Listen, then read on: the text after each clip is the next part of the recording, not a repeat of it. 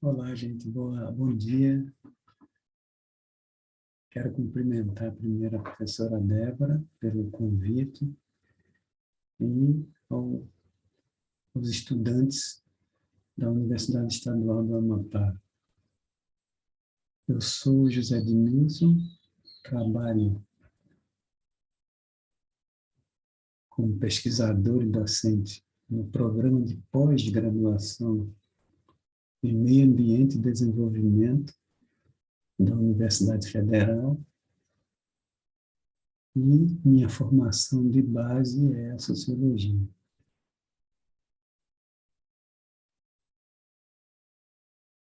A ideia hoje é fazer alguns apontamentos sobre a pesquisa decolonial. O primeiro esclarecimento que eu gostaria de fazer é que eu não sou uma pessoa que faz pesquisa apenas dentro dos marcos decoloniais. Eu tenho me dedicado nos últimos 20 anos a estudar a pluralidade epistêmica, né, presente no mundo. Então, de certo modo, eu quero compreender também a pesquisa decolonial. Por isso o título dessa fala, Elementos Constitutivos e Constituintes.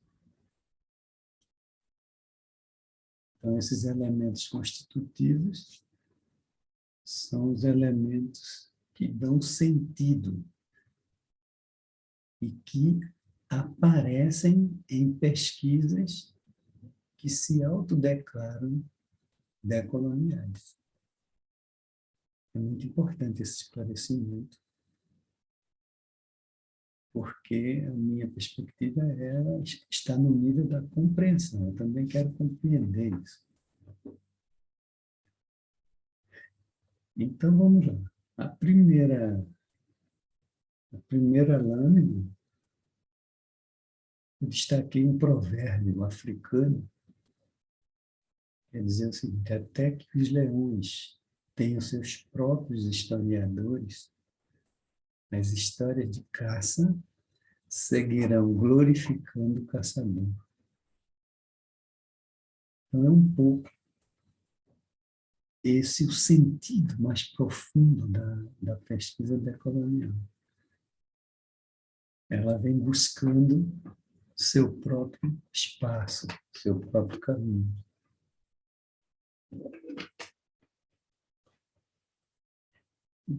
É como se os estudos que não querem se curvar a uma determinada perspectiva, que seria a perspectiva colonial, eles precisam criar suas próprias formas de explicar o mundo, de viver de explicar suas formas de viver e de sentir a partir deles mesmos. Por isso a ideia, né, de que esse provérbio ele se inscreve, ele dá sentido tanto à pesquisa pós-colonial quanto à pesquisa decolonial. Outro esclarecimento: essa decolonialidade ela está muito associada à América Latina, mais do que a pós-colonialidade, que tem suas origens na África, na Ásia. Então, são perspectivas que têm alguns pontos em comum, mas elas são diferentes. Assim como a própria pesquisa decolonial, ela também internamente tem diversidade.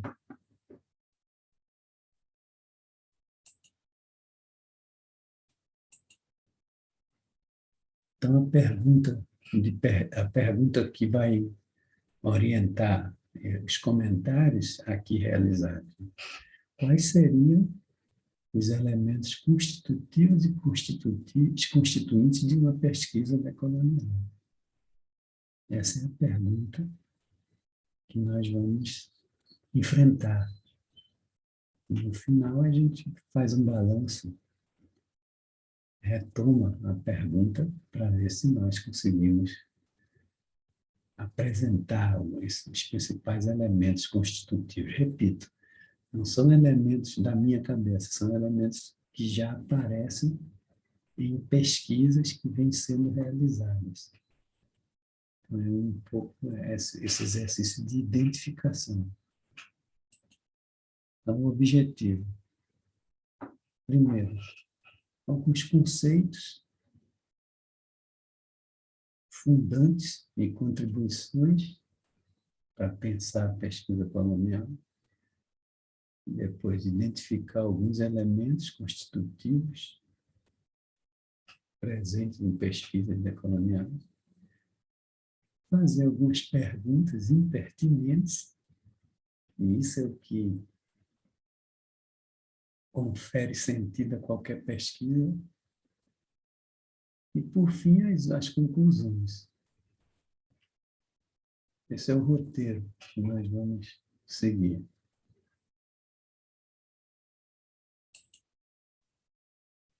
Então, esse quadro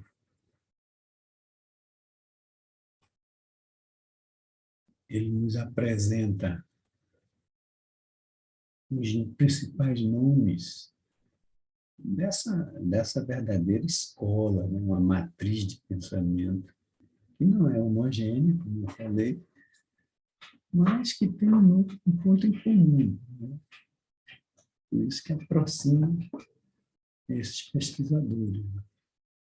Aníbal Quijano, que é da sociologia do Peru, da Universidade Nacional de São Marcos. Henrique Dussel, da filosofia argentina, Universidade Nacional Autônoma de México. Walter Miolo, semiótica, também argentino. Wallenstein, que é estadunidense, sociólogo. Santiago Castro Gomes, filosofia, Colômbia, colombiano. Nelson Maldonado Torres, da filosofia, em Porto Rico. Ramon Grossfogel, sociólogo porto-riquenho. Edgardo Lander, venezuelano, sociólogo. Arturo Escobar, antropólogo colombiano. Fernando Coronel, antropólogo venezuelano. Catherine Walsh, linguística estadunidense. Boaventura de Souza Santos, direito e sociologia, português. Zuma Palermo, semiótica, e argentina. Então, o que a gente percebe que tem uma predominância de autores latino-americanos.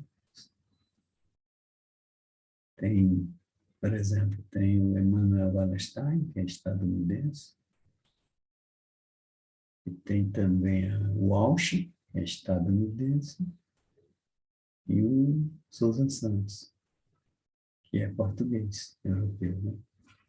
Então, predomina o pensamento, autores cujo território de fala, de trajetória de vida, é o continente latino-americano. Isso define essa primeira matriz de pensamento decolonial, originariamente latino-americano. E também uma certa variação de áreas.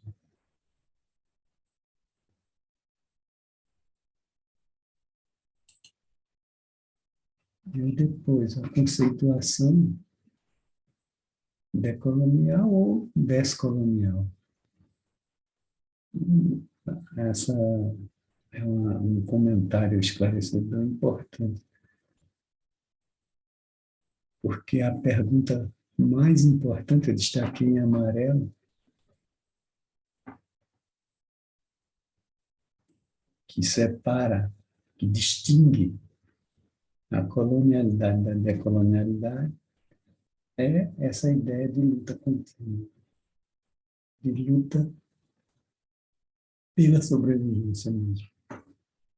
Então, a pergunta que eu destacaria, assim, que seria fundante para justificar o conceito de decolonialidade, é como vou me reinventar hoje para continuar sobrevivendo. Essa é a luta, a ideia força, pergunta fundante de uma perspectiva decolonial. Então, você vê o sujeito, principalmente, para dar um exemplo, para não ficar muito no abstrato, é só pensar os grupos originários, né, da América Latina, os grupos, os ribeirinhos da Amazônia, os quilombos, os quilombolas, que eles lutam o tempo todo, desde o momento que nasce até a morte, contra a própria morte. Então, é essa ideia de decolonialidade. Ela não é só uma perspectiva teórica, é uma perspectiva associada à vida desses grupos. Então, isso serve também para diversos grupos indígenas, tomando essa categoria indígena como uma categoria bem ampla, mas os Maori na Nova Zelândia e os diversos grupos na África, na Ásia também, nos Estados Unidos e principalmente na América Latina, porque o contato desses grupos com a colonialidade, na perspectiva de pesquisa de pensadores indígenas, não pessoas não indígenas, eles não aceitam muito, é que o contato com a colonialidade, desde o início, foi e continua sendo, e não vai mudar para eles, um contato de morte. Essa é a posição de pesquisadores e pensadores que são indígenas. Essa é a fala, inclusive, que eu estou falando, citando aqui, por exemplo, a Linda Smith, que é uma cientista social maori, da Nova Zelândia. O trabalho dela está citado nas referências desse documento que eu estou seguindo, que chama Descolonizando as Metodologias. Ela é isso, a posição dela, apoiada na cosmopercepção dela, é essa. Então, guardem bem essa pergunta aqui, que é a pergunta fundante de um pensamento e de um pensamento atrelado a um sistema de práticas decoloniais, que às vezes nem falam isso, na verdade eles vivem enfrentando as dificuldades. E hoje, por exemplo, no Brasil, a situação é bem dramática mesmo, fica bem acentuado isso, em relação aos grupos indígenas, aí coincidiu com um contexto pandêmico, então é bem complicado. Então, aqui, os principais conceitos que derivam desse sistema de pensamento O primeiro deles, que vai aparecer originalmente a partir do Aníbal Quijano, a colonialidade do poder, que vai muito além da pós-colonialidade, porque eles entendem que a pós-colonialidade passa a ideia de que existia uma colonialidade e agora não existe mais. Esse é o argumento, aqui é um argumento de pessoas que são mais da academia, pensando essas questões, mas isso está presente na obra da Linda Smith, essa que eu falei para vocês. Para eles, ela é uma indígena, não faz sentido falar em pós-colonialidade. O que a gente chama de globalização, ela entende os grupos, esses grupos indígenas questionadores disso, que sentem na pele a violência do sistema colonial, eles entendem que continua sendo a colonialidade junto com o imperialismo. Não mudou absolutamente nada. Só se sofisticou os processos, sofisticaram os processos de violência. Então, a colonialidade do poder está associada a isso, que você supera, do ponto de vista formal, a questão da colonialidade, mas isso se preserva nas instituições. Então, o poder ele continua sendo exercido de maneira, agora, supostamente não colonial, mas ele é colonial, porque prevalece esse mesmo sentido. O segundo, a modernidade e a colonialidade como aspectos ou dimensões indissociáveis. Não tem como falar de modernidade sem falar do seu lado sombrio, que é a colonialidade.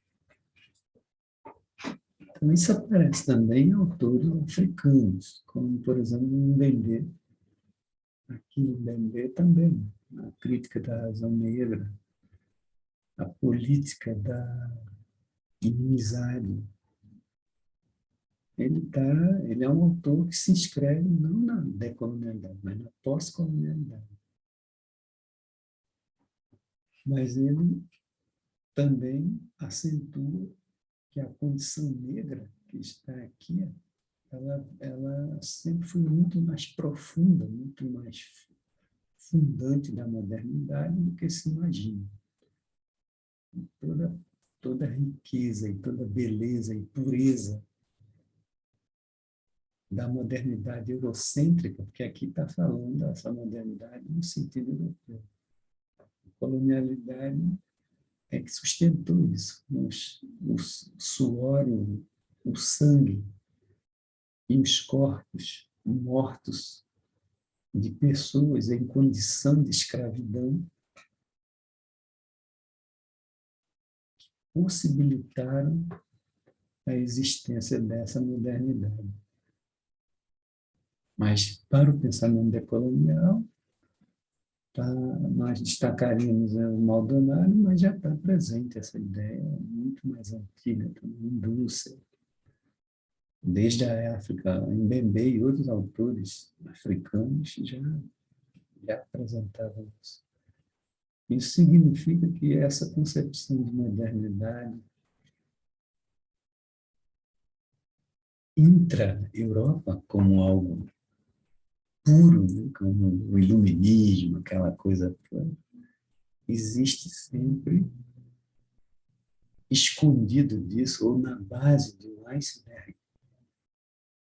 Esse lado sombrio que são os corpos. E modernamente tem vários exemplos. Esses grupos contaminados por mercúrio na Amazônia, né?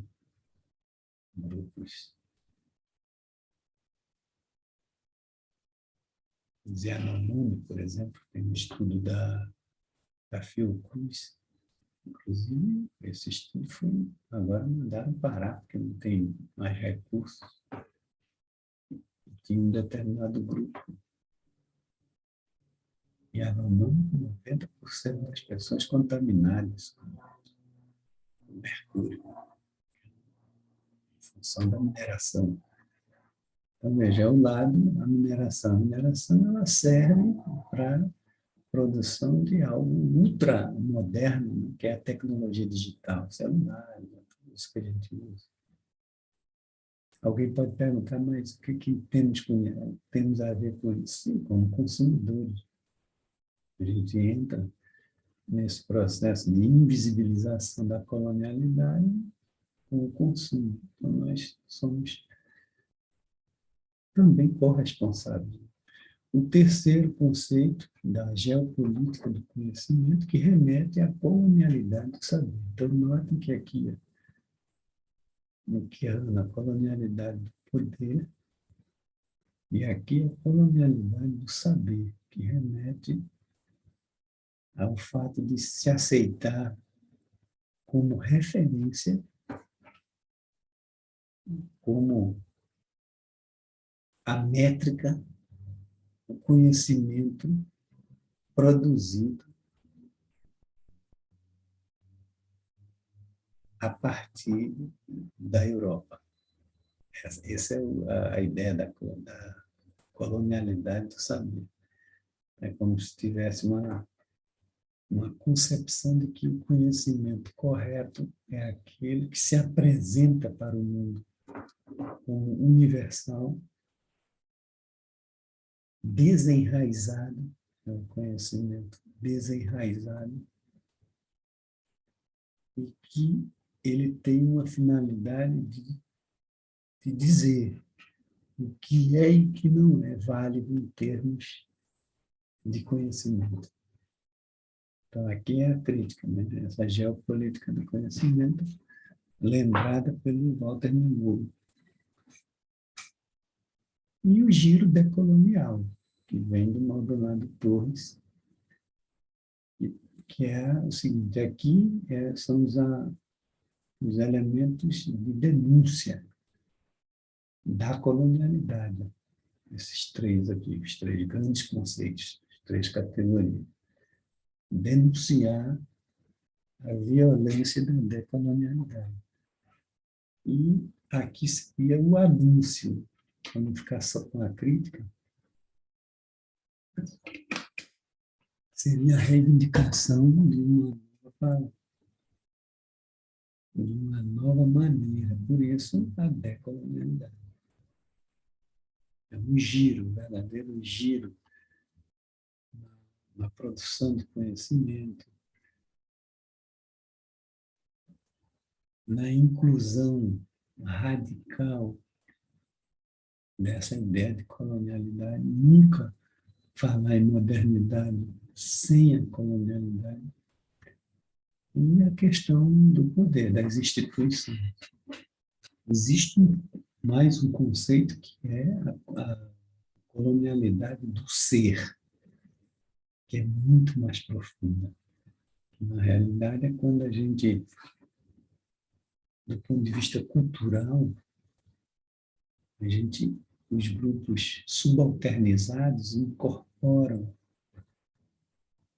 os elementos da colonialidade e passam a falar, a reproduzir ou a produzir a própria colonialidade.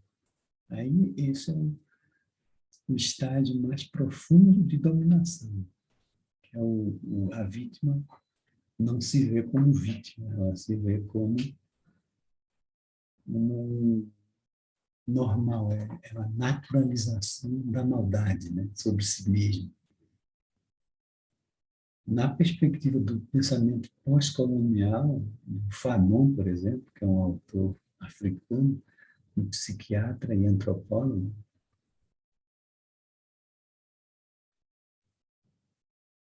que morreu muito jovem, na década de 60, com 30 e poucos anos,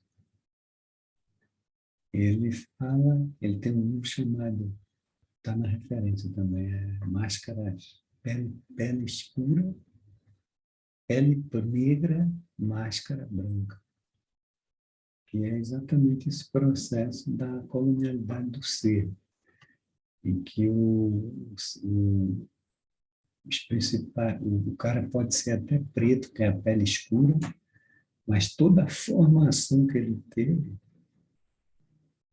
é uma formação branca. Então, por exemplo, o cara é europeu ou latino-americano e vai estudar na Europa. Ele vai aprender o quê? Ele vai aprender todas as lentes europeias, estudar filosofia grega. Então, quando ele volta para cá, ele só tem a pele escura, mas o pensamento dele, todo pensamento. Então, ele vai fazer a pesquisa desse cara, uma pesquisa, é um exemplo, esses exemplos são exemplos dessa colonialidade do ser. É muito difícil você quebrar isso, mudar essa,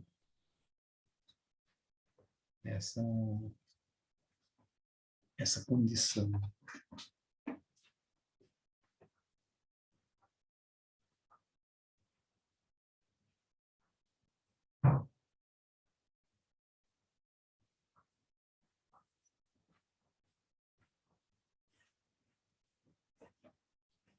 Isso é o que a gente chama de a colonialidade do ser. Mas os conceitos, né, as categorias analíticas mais importantes, elas estão aqui, tá? Associado ao poder, a modernidade, a colonialidade do saber e essa possibilidade de romper com isso ou produzir outras formas de pensar a existência a partir dela mesma, não a partir de algo, de abordagens externas, coloniais, como eles falam. Aqui agora alguns exemplos, né? A colonialidade do poder, por exemplo, a primeira, que é a estruturação do sistema mundo moderno colonial. Então, a ideia de que a modernidade ela não é uma invenção intra-Europa. Isso Dussel tem um livro que está na referência também, 1492, quando eles falam a questão do encobrimento do outro, não descobrimento. A ideia de que a Europa, os pensadores europeus, eles vão inventar esse outro não para considerá-lo igual, mas para considerá-lo um sub-humano. Então, nessa abordagem decolonial, muitos autores mais radicais classificam, inclusive esses autores indígenas, que classificam todos esses grandes conhecidos pensadores europeus, como Descartes, Hegel, e todos os outros, como pensadores racistas nesse sentido, né? Eles ajudam nesse processo de invenção de um outro que é menos humano do que o humano verdadeiro, que é o europeu. A ideia do etnocentrismo, que é um conceito da antropologia. Então, essa ideia do poder, da modernidade, ela aparece no contato, nessa ideia de um sistema mundo. A ideia do sistema mundo vai aparecer no Dussel, no Wallenstein, que são aqueles autores que estão naquele quadro que eu apresentei antes. A obra do Wallenstein é abrindo, né, as ciências sociais. Então, é preciso pensar essa colonialidade do poder, ela articula, então eu escrevi aqui, articula a periferia com o centro desse sistema global de forma hierarquizada, no sentido a partir de uma hierarquia étnico-racial global. Então, aquela ideia do Boaventura que fala de uma linha abissal. De um lado estão aqueles que definem, aqueles que concebem, e do outro estão, de um lado está a razão iluminista, a razão para eles é emancipadora, mas dele mesmo. Do outro lado estão o outro. Quem é esse outro? Os não humanos, ou menos humanos. Entendeu? Então, por aí, a colonialidade do poder, ela estabelece isso, esse vínculo, mas não é um vínculo, nunca um vínculo entre iguais. Haverá sempre essa hierarquia étnico-racial. A colonialidade do poder, ainda continuando, reproduz essa tripla dimensão, a do poder, do saber e do ser, que eu comentei um pouco já nas lâminas anteriores. A hierarquia étnico-racial, presente nas instituições, inclusive, todas as instituições que são transportadas para as colônias ou para as ex-colônias, que não deixam de ser colônias dentro desse pensamento crítico. A do saber, que já expliquei antes, e a do ser também, que é a introjeção do invasor como o certo, como a referência. Então, isso aqui não é só no plano individual, é no plano cultural. Vai se constituindo uma maneira de ser coletiva e que é muito difícil de romper, porque as instituições, a maneira como você é formado, né? Então, por exemplo, o sujeito é indígena, ele vai estudar, toda a escola dele, a escola onde ele passa, é sempre uma negação ou uma invisibilização da sua ancestralidade. Isso aparece em muitos depoimentos no livro da Linda Smith, sobre aquela socióloga maori, que depois da colonização britânica, né, os maoris começaram a ser alfabetizados. Então, uma outra coisa, a visão que eles vão aprender na escola é completamente diferente de tudo que os seus avós, eles têm muito respeito pelos avós, pelos anciãos, tudo que eles contaram é como se fosse mentira. Os mapas que são apresentados são diferentes dos mapas que foram passados dentro da sua cultura oral, da oralidade.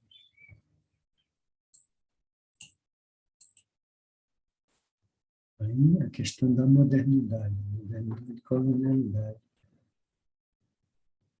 Qual é o contexto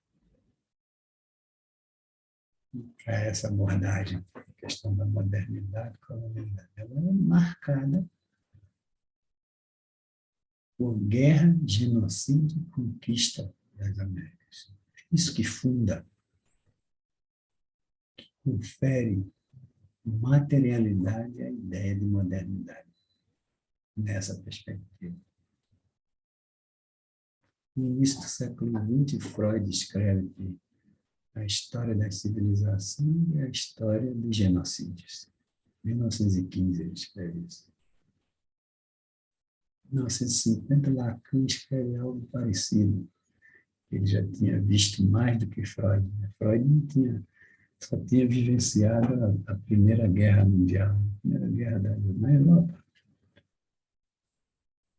E Lacan já tinha vivenciado duas, e a Guerra da Coreia e outras guerras que eram dentro do contexto da Guerra Fria, guerras menores para poder vender armas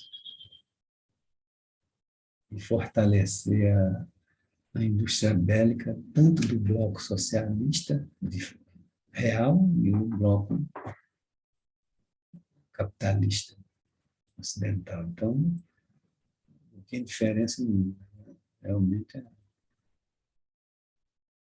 Então, a conclusão que se chega aqui é que a colonialidade ela é constitutiva da modernidade.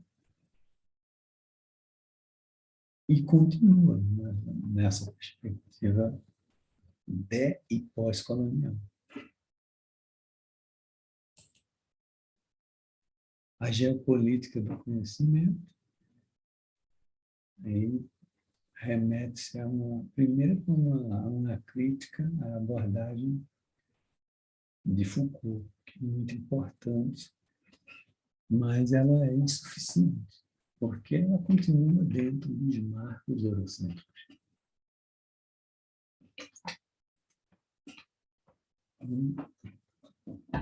Indo além de Foucault, esses autores aí, Maldonado, Castro Gomes, vão falar em racismo epistêmico. Epistêmico associado ao sistema de validade dos conhecimentos, que dentro da colonialidade do saber, só existe um conhecimento que é a referência, que se pretende universal, que é o conhecimento, que é uma episteme eurocêntrica.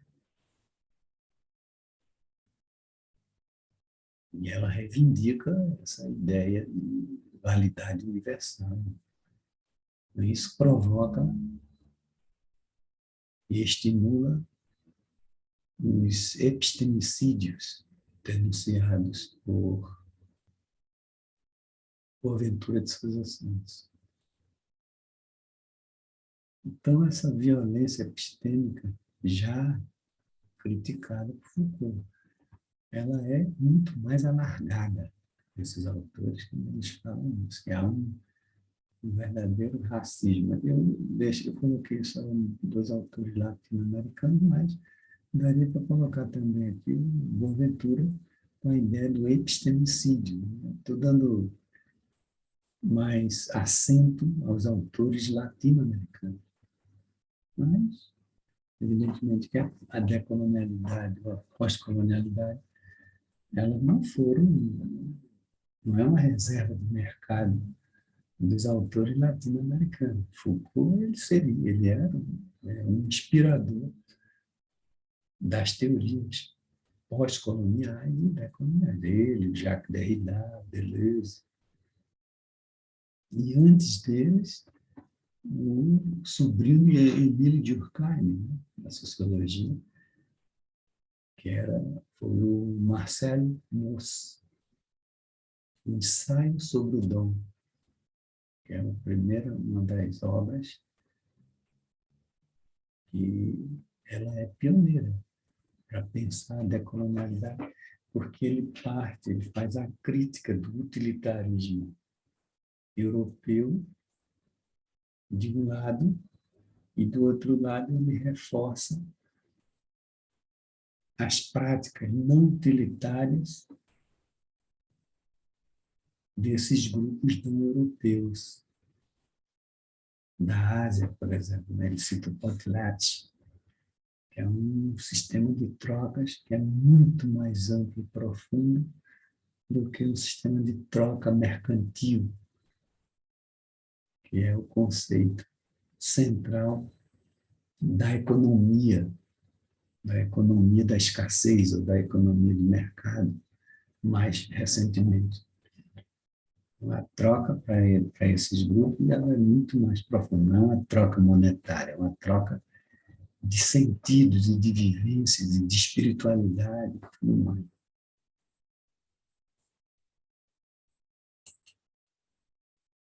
E, por último, o giro decolonial.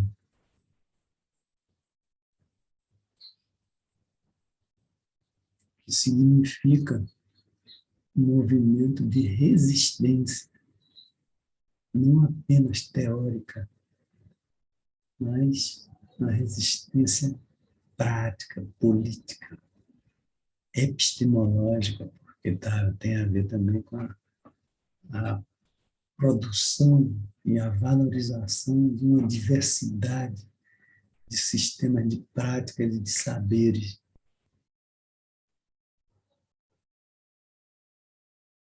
que vai muito além de uma visão única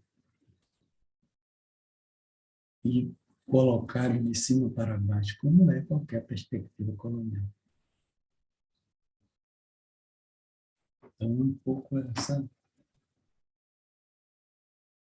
essa ideia, né? A ideia do giro decolonial é a ideia da resistência, e não por resistir, é que se os grupos, principalmente esses grupos que são bombardeados de toda forma,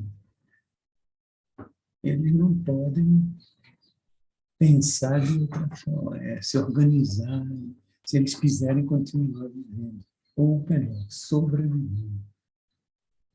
Porque as pressões são muito fortes, muito intensas. A ideia do giro decolonial, assim, a pesquisa decolonial, ela incorpora esse elemento de engajamento, valorizar os conhecimentos e saberes enraizados, engajados com os anseios e clamores desses grupos. É isso, é fundante para essa pesquisa, né? Essa pesquisa que se autodeclara decolonial. Bom, aí aqui a gente pode destacar as principais contribuições.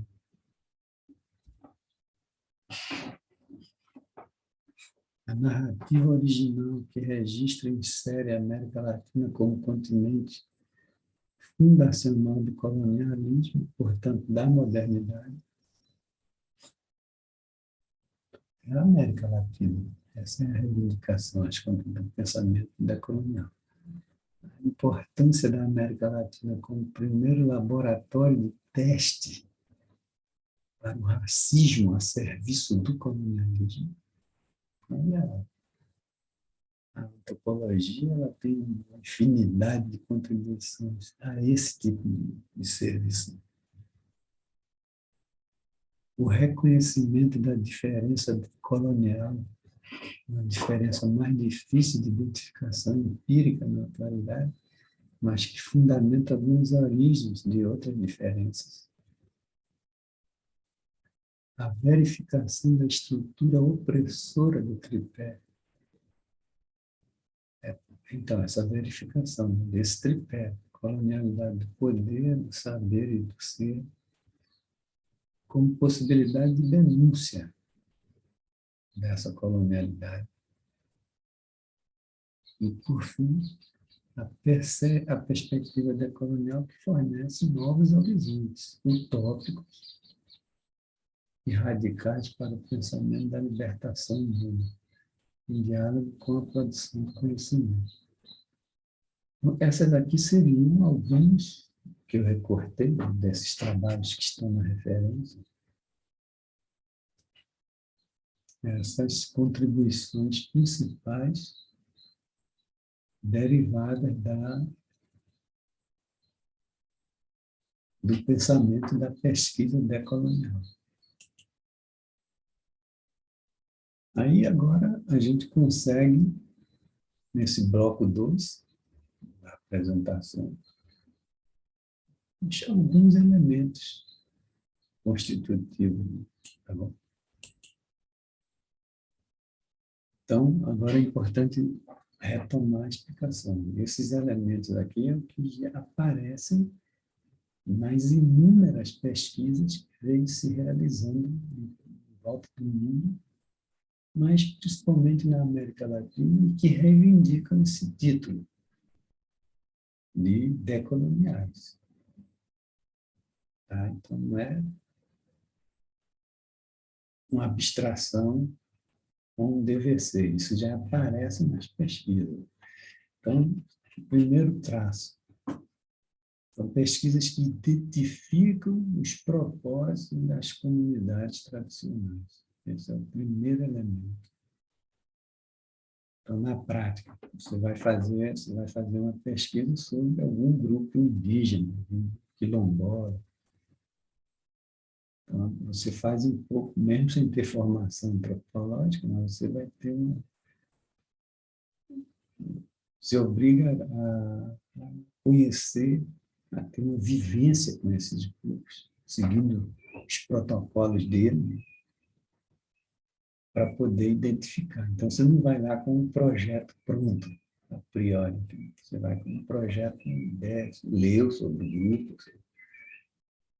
você vai conhecer e pensar quais são os principais elementos, os propósitos de luta mesmo desses grupos. O que eles estão fazendo para continuar sobrevivendo.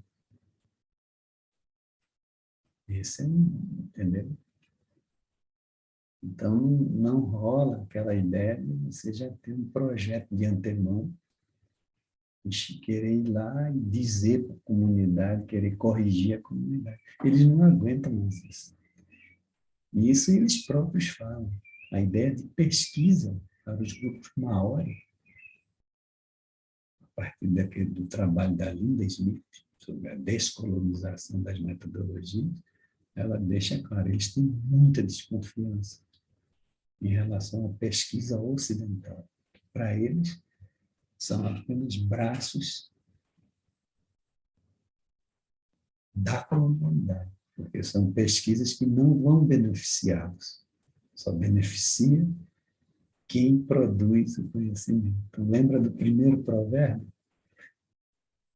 que eu coloquei, um provérbio africano, que enquanto os leões não produzirem seus historiadores, a história da caça só vai ser contada pelos caçadores. É a mesma coisa.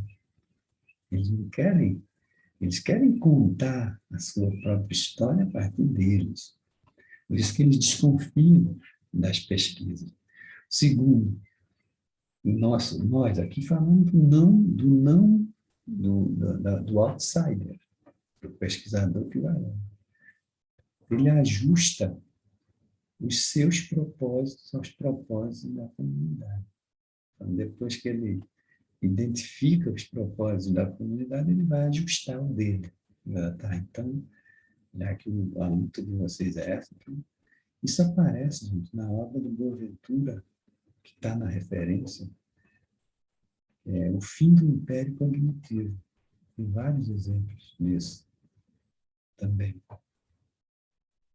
De que o pesquisador decolonial, ou esse pesquisador de fronteira, que não quer ser colonial, não quer levar a proposta pronta para as comunidades, ele não é um pesquisador de vanguarda, ele é um pesquisador de retaguarda, ele acompanha o movimento. O estudo dele vai auxiliar, vai beneficiar a comunidade. Essa é a ideia, não o contrário. Entendeu? Então, aqui, o terceiro, toma os nativos da comunidade como sujeitos do conhecer e viver. Eles não são objetos mesmo. Eles são sujeitos que, se eles não tivessem conhecimento sobre o território, sobre as suas ancestralidades, eles já estariam mortos. Então, não é você de fora que vai dizer, querer ensinar esses caras, entendeu? O quarto, assume, isso é muito importante, eu quero ressaltar isso aqui, assume uma concepção intercultural da ciência. O que é essa concepção? Ela entrelaça conhecimento, que é o conhecimento ocidental mesmo, o conhecimento colonial, que você vai, se você passa por qualquer universidade, você o predomínio é de um conhecimento que reproduz a colonialidade. Essa é uma grande verdade. Qualquer área. Então, você não vai jogar fora isso.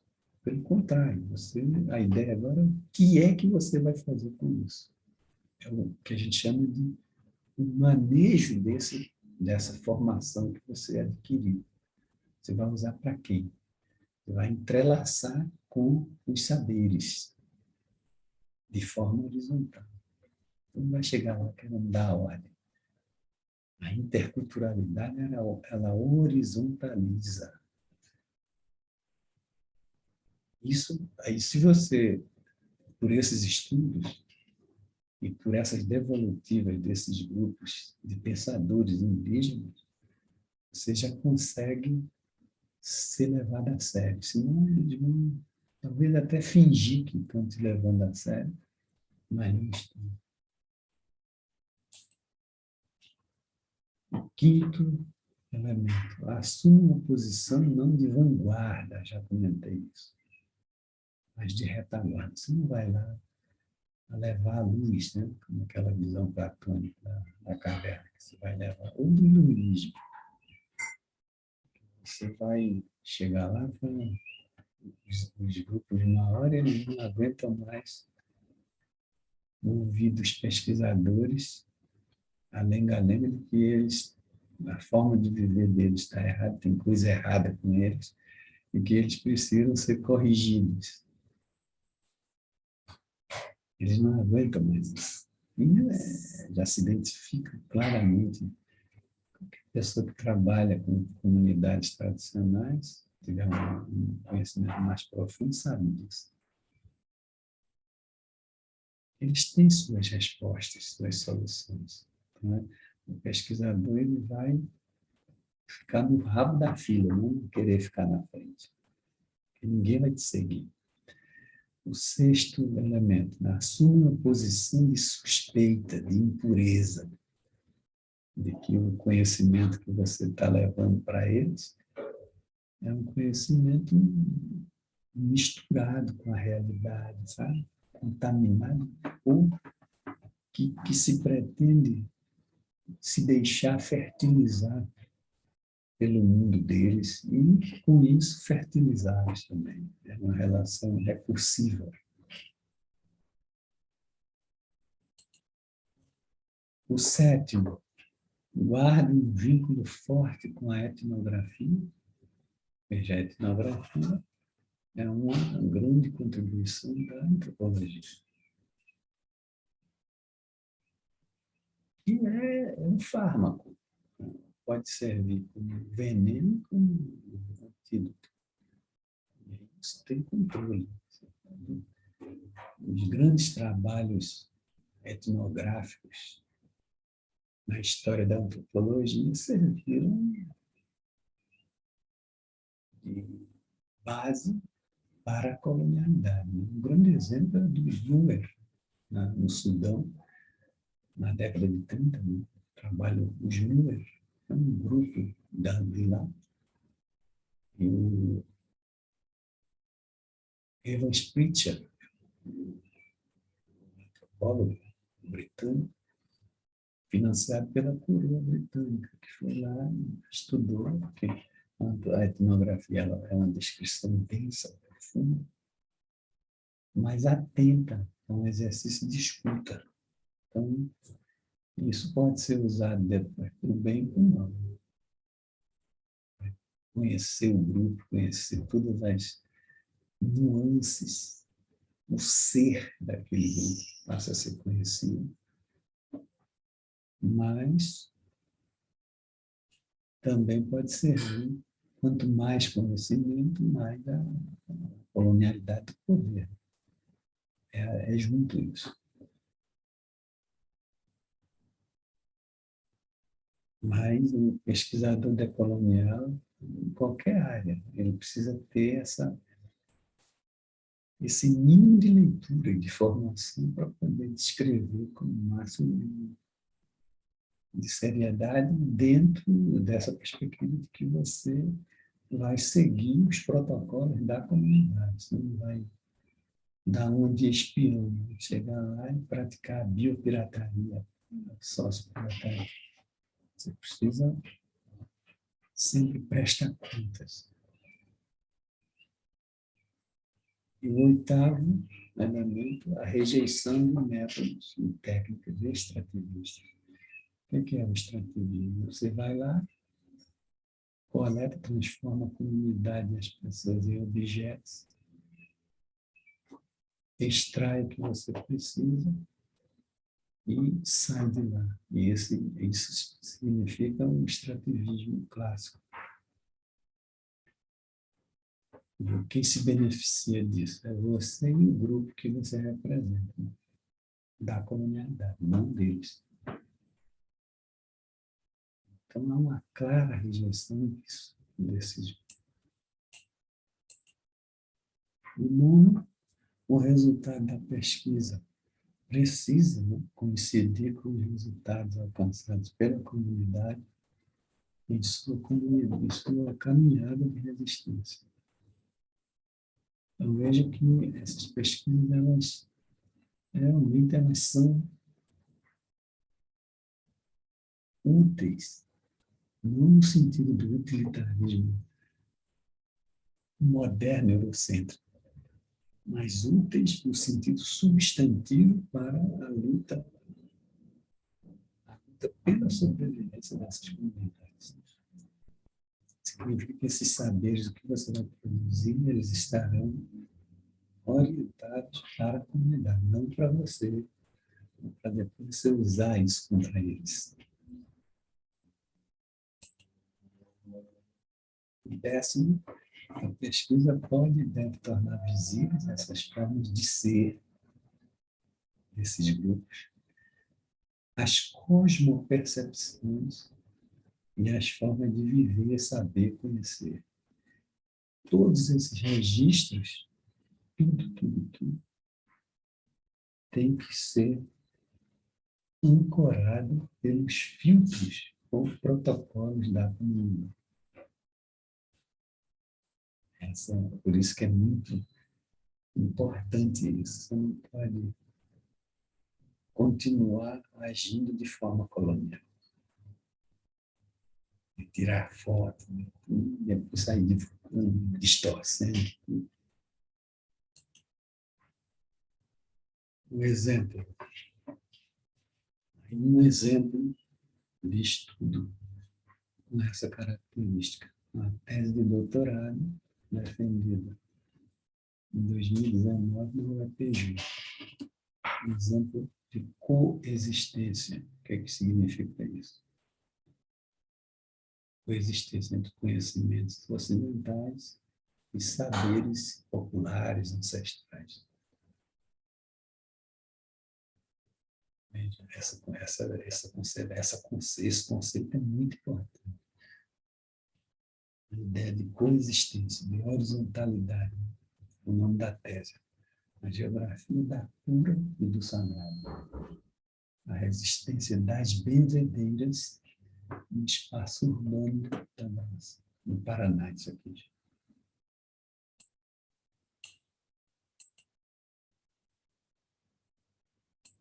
Então, o que aconteceu aqui?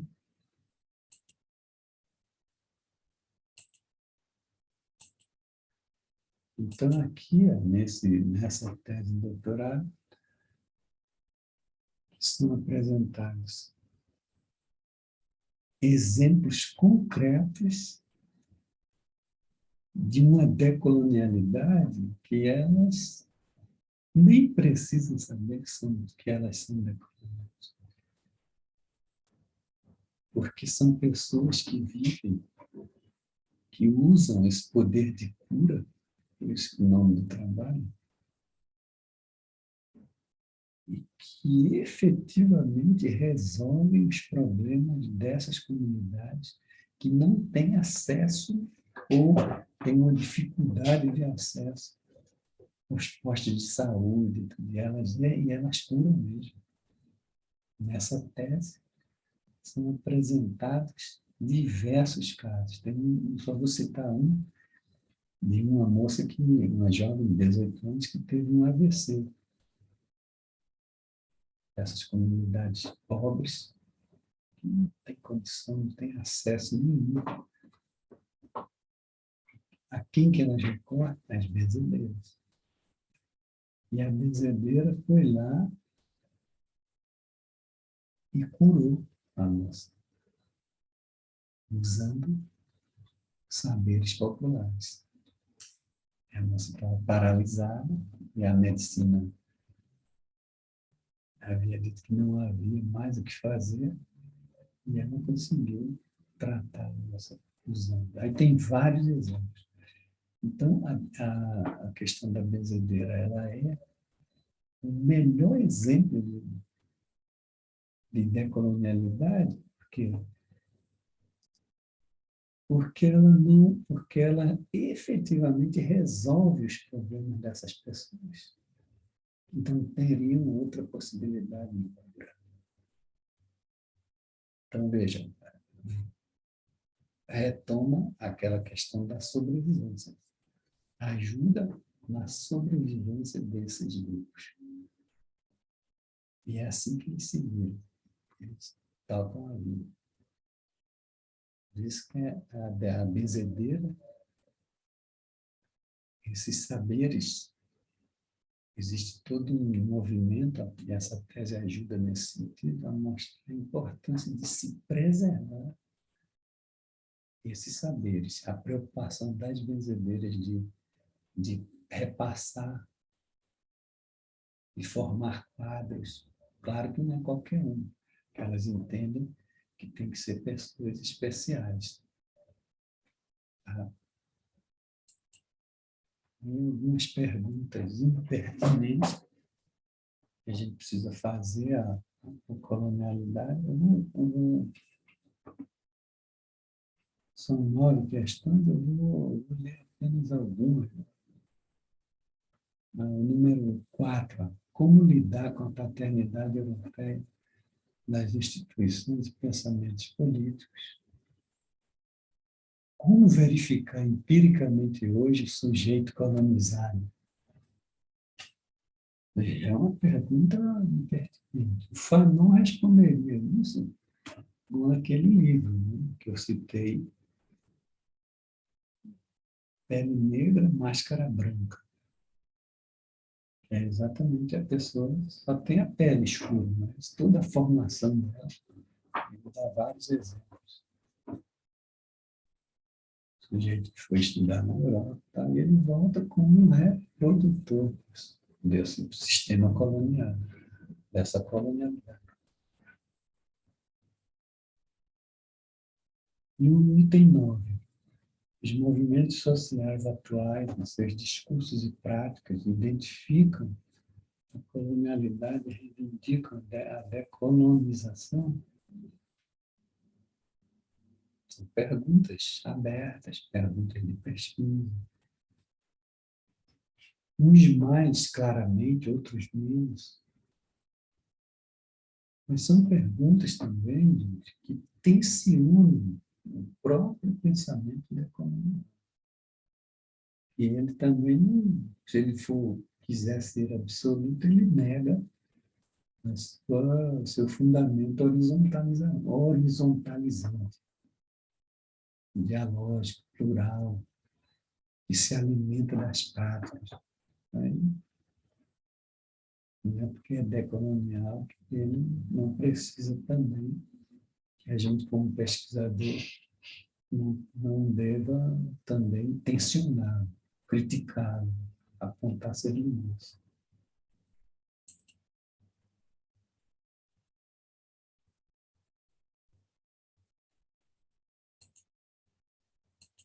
E, por último, as conclusões.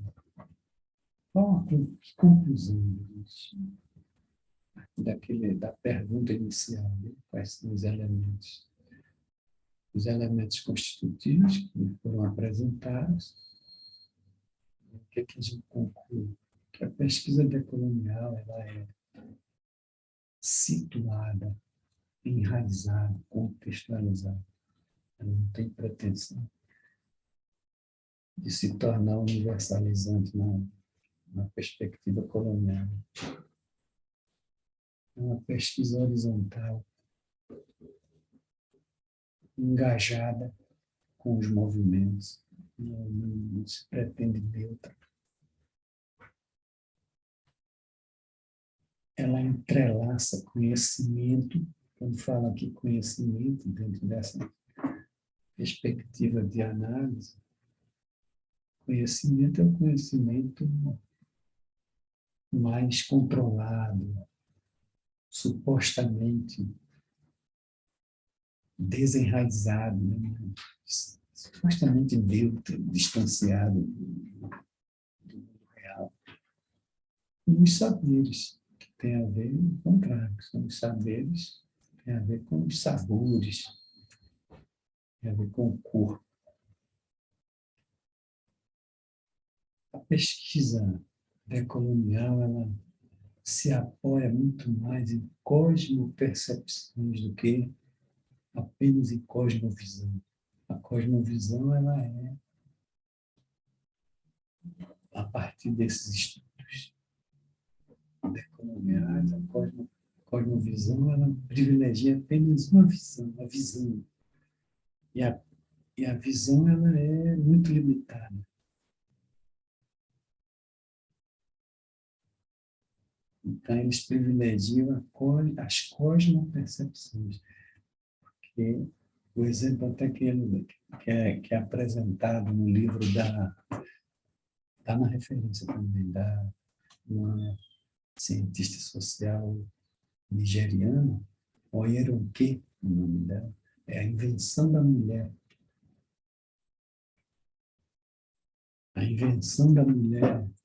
moderna, a invenção das mulheres, no nome do livro, da Oyeronke. E ela que fala, apresenta esse conceito que não está muito presente mesmo nesses trabalhos decoloniais, que eles falam cosmovisão. E a cosmovisão, ela tem muito mais, está muito mais inscrita numa pesquisa colonial, porque privilegia só a visão, que é linear, ao passo que as cosmopercepções, além da visão, privilegia a audição, porque a audição é é um dos sentidos mais profundos, porque você sente o mundo, você não só vê o mundo, você sente. A audição vira a esquina, né? A visão nesse sentido. A pesquisa decolonial, ela se ancora em métodos não extrativistas, já explicamos antes. Ela não tem nenhuma preocupação com a pureza, que para elas isso é uma miragem, não existe. Ela é assumidamente impura.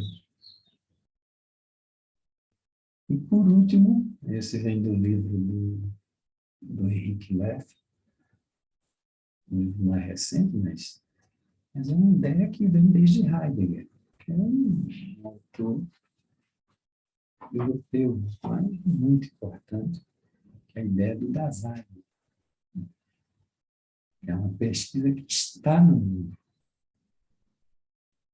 E esse estar no mundo não é uma abstração, são esses grupos, esses movimentos lutando pela sobrevivência. Então, com isso, a gente responde à pergunta inicial, né? Quais são os elementos constitutivos da pesquisa decolonial e algumas das consequências para quem quer se assumir como pesquisador dentro desse pensamento decolonial. Então, tem todos esses elementos. Não adianta só se autodeclarar decolonial, quando você vai ver a pesquisa, é uma pesquisa que reproduz o que a decolonialidade ataca. Então, ela tem, hoje ela já dá para dizer que ela tem esse jeitão, esses contornos, para que a sua pesquisa seja coerente. Bom, as lâminas finais são um elenco gigante aqui de referências E tem mais, eu selecionei só alguns que ajudam para quem está interessado em aprofundamento sobre isso. Então, seria isso. Voltando a essa epígrafe, quem acompanhou toda a exposição há de concordar que a gente volta para cá. Até que os leões tenham seus próprios historiadores, isso aqui seriam os grupos, né? Os grupos que precisam falar. A pesquisa decolonial ela quer assumir isso, de baixo para cima, ela quer assumir essa ideia. As histórias de caça, ou seja, as histórias sobre esses grupos, vão continuar glorificando não esses grupos, mas os grupos que atuam ou operam de forma violenta sobre esses grupos. Muito obrigado.